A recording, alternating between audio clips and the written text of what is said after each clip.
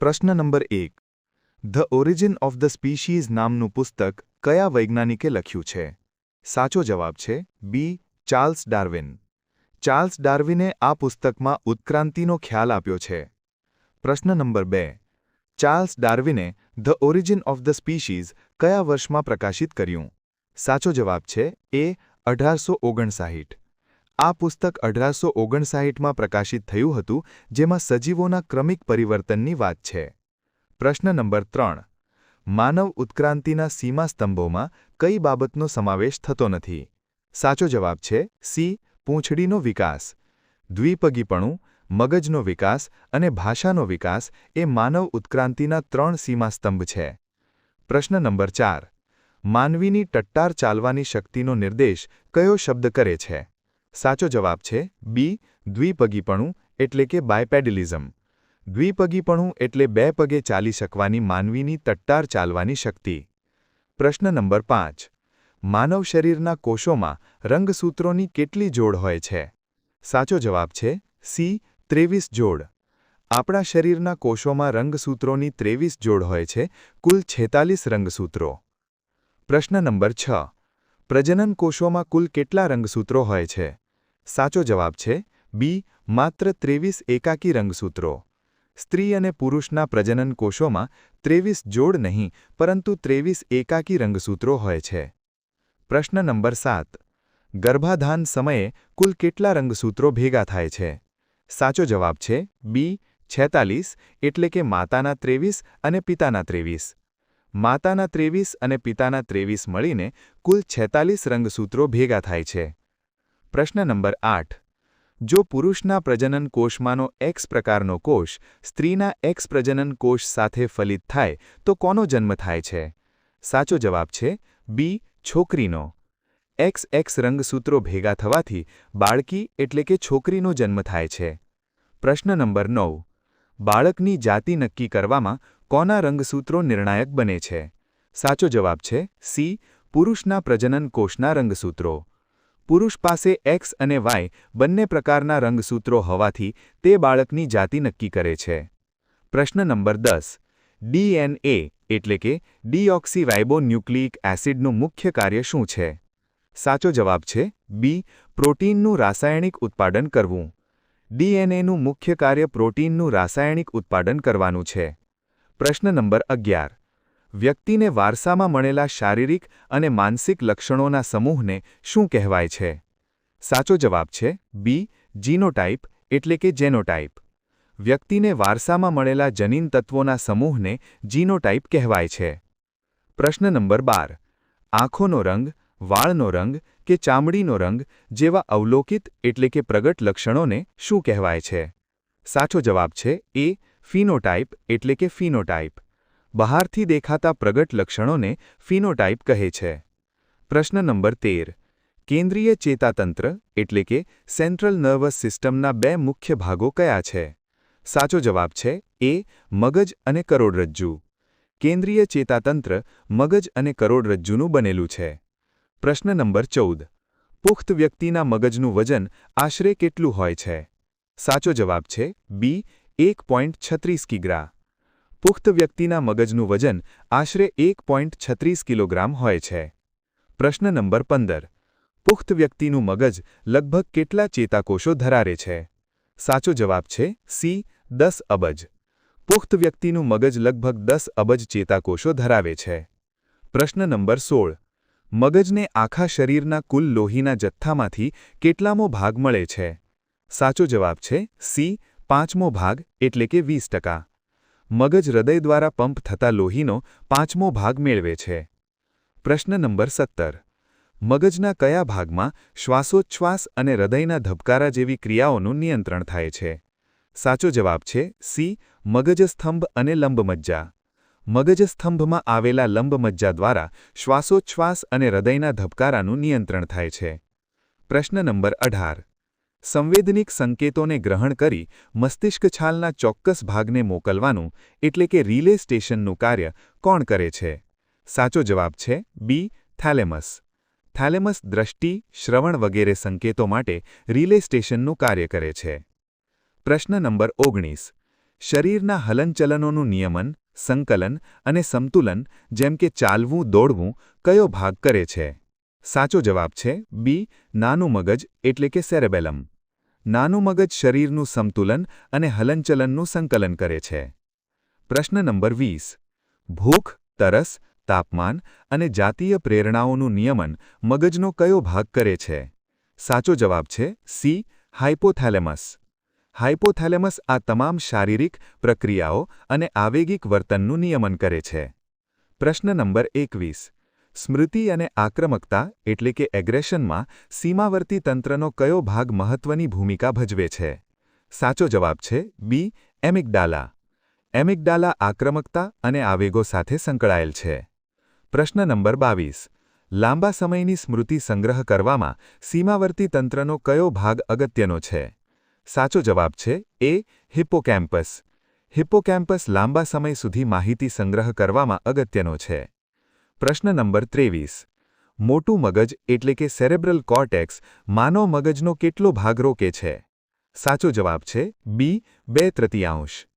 મોટું મગજ માનવ મગજનો 2/3 ભાગ રોકે છે. પ્રશ્ન નંબર 24. મસ્તિષ્ક છાલ એટલે કે કોર્ટિકલ લોબ્સને કેટલા ખંડોમાં વહેંચવામાં આવે છે? સાચો જવાબ છે સી. 4.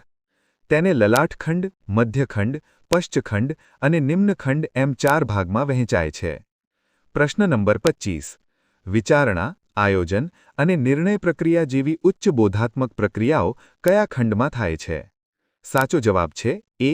લલાટખંડ એટલે કે ફ્રન્ટલ લોબ. લલાટખંડ કારક નિયંત્રણ અને ઉચ્ચ બોધાત્મક પ્રક્રિયાઓ સાથે જોડાયેલ છે. પ્રશ્ન નંબર 26. દ્રષ્ટિના કેન્દ્રો મગજના કયા ખંડમાં આવેલા છે? સાચો જવાબ છે સી. પશ્ચખંડ એટલે કે ઓક્સિપિટલ લોબ.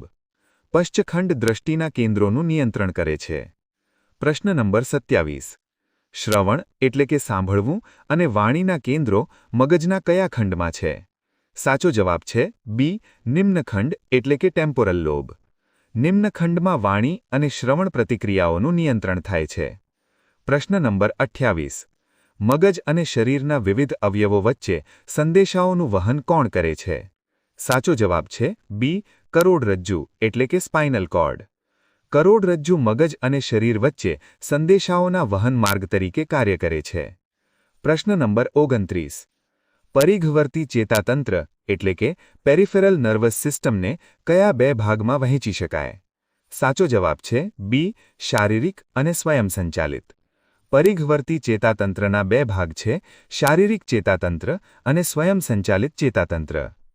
પ્રશ્ન નંબર 30. કટોકટી કે સંકટની પરિસ્થિતિમાં શરીરને સામનો કરવા માટે કયું તંત્ર તૈયાર કરે છે? સાચો જવાબ છે બી. અનુકંપી તંત્ર એટલે કે સિમ્પથેટિક નર્વસ સિસ્ટમ.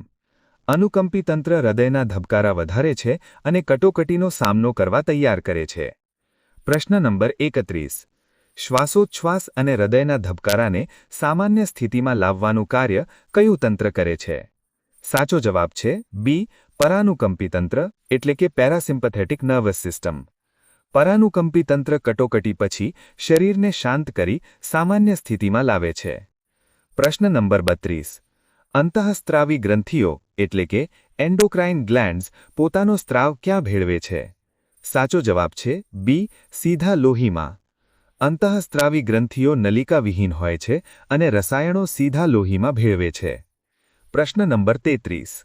કઈ ગ્રંથિને સર્વોપરી ગ્રંથિ એટલે કે માસ્ટર ગ્લેન્ડ તરીકે ઓળખવામાં આવે છે? સાચો જવાબ છે સી. મસ્તિષ્ક ગ્રંથિ એટલે કે પિટ્યુટરી ગ્લેન્ડ. મસ્તિષ્ક ગ્રંથિ અન્ય ગ્રંથિઓના સ્ત્રાવોનું નિયંત્રણ કરતી હોવાથી તેને સર્વોપરી ગ્રંથિ કહે છે. પ્રશ્ન નંબર 34. મસ્તિષ્ક ગ્રંથિ ક્યાં આવેલી છે? સાચો જવાબ છે બી. મગજના અંદરના ભાગમાં. આ ગ્રંથિ હાઇપોથેલેમસ દ્વારા નિયંત્રિત થાય છે અને મગજના અંદરના ભાગમાં આવેલી છે. પ્રશ્ન નંબર 35. બાળકોની શારીરિક વૃદ્ધિ અને હાડકાના વિકાસ માટે કયો સ્ત્રાવ જવાબદાર છે? સાચો જવાબ છે સી. વૃદ્ધિસ્ત્રાવ. મસ્તિષ્ક ગ્રંથિમાંથી ઝરતો વૃદ્ધિસ્ત્રાવ શારીરિક વૃદ્ધિ માટે જવાબદાર છે. પ્રશ્ન નંબર 36. કંઠગ્રંથિ એટલે કે થાઇરોઇડ ગ્લેન્ડ ક્યાં આવેલી હોય છે? સાચો જવાબ છે એ. ગળાના નીચેના ભાગમાં આગળની બાજુએ. કંઠગ્રંથિ ગળાના નીચેના ભાગમાં આવેલી હોય છે. પ્રશ્ન નંબર 37. કંઠગ્રંથિમાંથી કયો સ્ત્રાવ ઝરે છે? સાચો જવાબ છે બી. થાઇરોક્સિન. કંઠગ્રંથિ થાઇરોક્સિન નામનો સ્ત્રાવ ઉત્પન્ન કરે છે જે ચયાપચય નિયંત્રિત કરે છે. પ્રશ્ન નંબર 38. થાઇરોક્સિન સ્ત્રાવ વધુ પ્રમાણમાં ઝરે તો કઈ સ્થિતિ સર્જાય છે? સાચો જવાબ છે બી. હાઇપરથાઇરોઇડિઝમ એટલે કે અતિસ્ત્રાવ. વધુ સ્ત્રાવ થવાથી વ્યક્તિ અતિક્રિયાશીલ બને છે અને વજન ઘટે છે. પ્રશ્ન નંબર 39. જીવનના પ્રારંભિક વર્ષોમાં થાઇરોક્સિનનો સ્ત્રાવ ઘટી જાય તો બાળકમાં કઈ ખામી સર્જાય છે? સાચો જવાબ છે બી. વામન્યતા. થાઇરોક્સિનના ઓછા સ્ત્રાવથી શારીરિક અને બૌદ્ધિક વિકાસ રૂંધાય છે, જેને વામન્યતા કહે છે. 40. કટોકટી અને સંકટ સમયે સામનો કરવા માટે કઈ ગ્રંથિ રક્તમાં સ્ત્રાવ ભળે છે? સાચો જવાબ છે સી. એડ્રીનલ ગ્રંથિ, એડ્રીનલ ગ્લેન્ડ. એડ્રીનલ ગ્રંથિ સંકટ સમયે શરીરને લડવા કે ભાગવા માટે શક્તિ પૂરી પાડે છે. 41. એડ્રીનલ ગ્રંથિઓ ક્યાં આવેલી છે? સાચો જવાબ છે બી. મૂત્રપિંડોની સહેજ ઉપરની બાજુએ. શરીરના નીચેના ભાગમાં બંને મૂત્રપિંડોની કિડનીઝની ઉપર આ ગ્રંથિ આવેલી છે. 42. એડ્રીનલ ગ્રંથિમાંથી કયા સ્ત્રાવો ઉત્પન્ન થાય છે? સાચો જવાબ છે બી. એપિનેફ્રાઇન અને નોરએપિનેફ્રાઇન. આ સ્ત્રાવો રક્તમાં ભળીને કટોકટીનો સામનો કરવાની તાકાત વધારે છે. 43. સ્વાદુપિંડ, પેન્ક્રિયાઝ શરીરમાં કયા સ્ત્રાવો ઉત્પન્ન કરે છે? સાચો જવાબ છે એ. ઇન્સ્યુલિન અને ગ્લુકાગોન. સ્વાદુપિંડ લોહીમાં શર્કરાનું શુગરનું પ્રમાણ જાળવવા આ બંને સ્ત્રાવો ઉત્પન્ન કરે છે. 44. શરીરમાં ઇન્સ્યુલિનનું પ્રમાણ ઘટી જાય તો કયો રોગ થાય છે? સાચો જવાબ છે બી.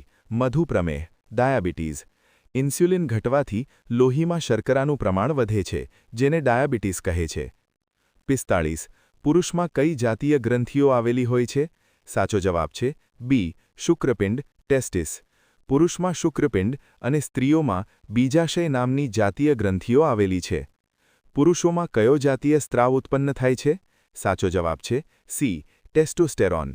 શુક્રપિંડમાંથી ટેસ્ટોસ્ટેરોન નામનો સ્ત્રાવ ઉત્પન્ન થાય છે, જે પુરુષના લક્ષણો માટે જવાબદાર છે. 47. સ્ત્રીઓમાં કયા જાતીય સ્ત્રાવો ઉત્પન્ન થાય છે? સાચો જવાબ છે બી. ઇસ્ટ્રોજન અને પ્રોજેસ્ટેરોન. સ્ત્રીઓમાં બીજાશયમાંથી આ બે સ્ત્રાવો થાય છે, જે સ્ત્રીના લક્ષણો અને ઋતુચક્રનું નિયમન કરે છે. 48. મગજ અને કરોડરજ્જુ કયા ચેતાતંત્રના ભાગ છે? સાચો જવાબ છે બી. કેન્દ્રીય ચેતાતંત્ર, CNS. મગજ અને કરોડરજ્જુ એ સેન્ટ્રલ નર્વસ સિસ્ટમના બે મુખ્ય ભાગ છે. 49. કયું ચેતાતંત્ર આપણી મરજી મુજબના હલનચલનો, જેમ કે હાથપગ હલાવવા, માટે જવાબદાર છે? સાચો જવાબ છે એ. શારીરિક ચેતાતંત્ર, સોમેટિક નર્વસ સિસ્ટમ. શારીરિક ચેતાતંત્ર ઐચ્છિક સ્નાયુઓ સાથે જોડાયેલ છે અને હલનચલન કરાવે છે. 50. લલાટખંડનું મુખ્ય કાર્ય શું છે? સાચો જવાબ છે સી. કારક નિયંત્રણ અને ઉચ્ચ બોધાત્મક પ્રક્રિયાઓ. લલાટખંડ વિચારણા, આયોજન અને નિર્ણય પ્રક્રિયા જેવા કાર્યો કરે છે.